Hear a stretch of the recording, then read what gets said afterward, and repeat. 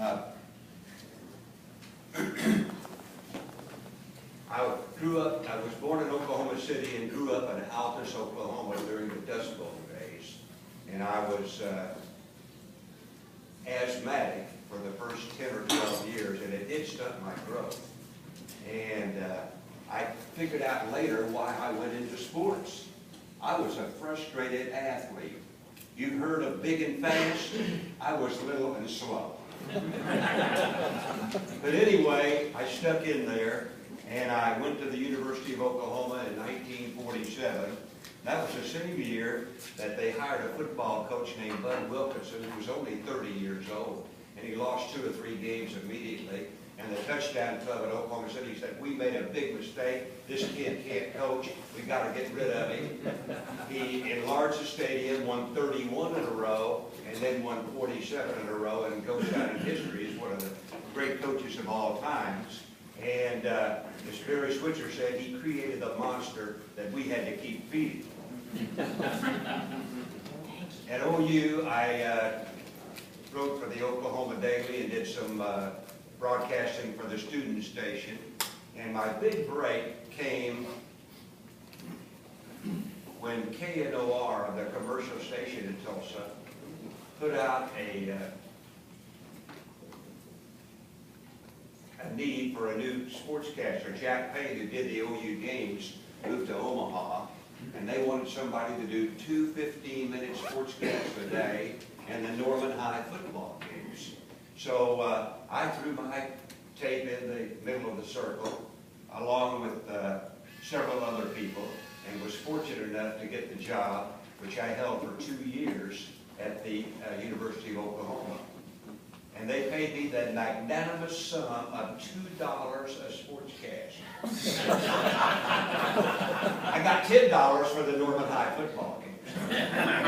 It probably didn't pay my gas bill for going out to the station 6 days a week, but it did open the doors for me to talk to some great athletes and some great coaches. Bud Wilkinson goes down in history as one of the great coaches of all time, we know that. But my favorite coach at OU was Gomer Jones, his defensive coach, who set all kinds of records with the defense. Bud just turned over the defense to Gomer. He was a former All-American at Ohio State with an engineering degree, and I could go into his office anytime, sit down and talk with him. He taught Bud Wilkinson's theory of football,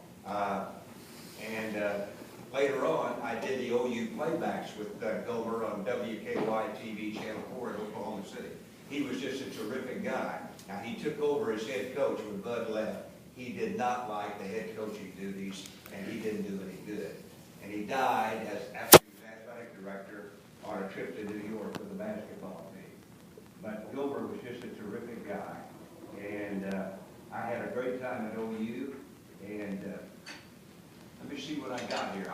My eyes aren't too good, but I'm going to find out what we had. Oh, I was lucky enough to do 2 Bluebonnet Bowls, 2 basketball NIT tournaments, one in the old Madison Square Garden, one in the new Garden, 2 College World Series with Coach Gene Shell over here, in which Tulsa won the first 3 games in each of the College World Series, and then lost 2 in a row to Arizona State, and 2 in a row to Southern Cal. But that was a great thrill. I only took 1 shirt, figured we were going to be home the next night. We stayed up there a week each night. Had to get it laundered.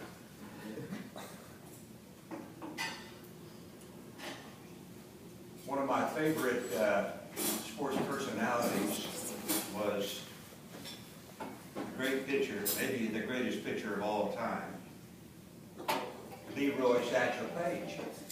I was vice president of the Tulsa Oilers for a couple of years, and we hired Leroy Satchel Paige, who was in his 70s already, to come over to Tulsa and make some appearances.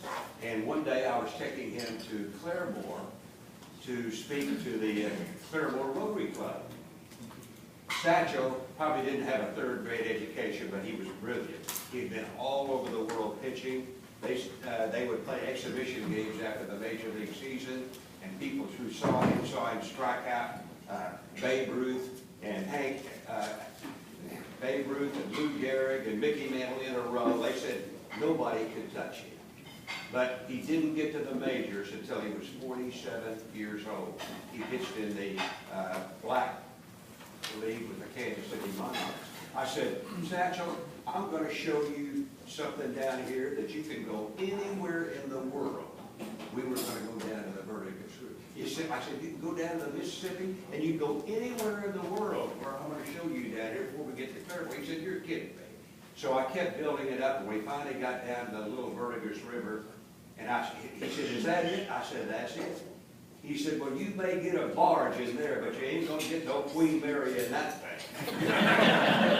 He came up with some great sayings, and was just a wonderful guy. He got in the Hall of Fame later on in the 1990s. And he did get to the World Series with the Cleveland Indians, but he was something else. My first job out of OU was in Lawton. They were going to had the third TV station, KSWO Radio and TV. And I had a good time there. And also at OU, I went an extra year because I had that job. I took a lighter course and graduated with my sister. And I was very fortunate because that 5th year, a young lady from Kansas City came to OU. I met her, and here she is. And she is not only the greatest wife in the world, she's the greatest mother and the greatest grandmother. My wife, Esther.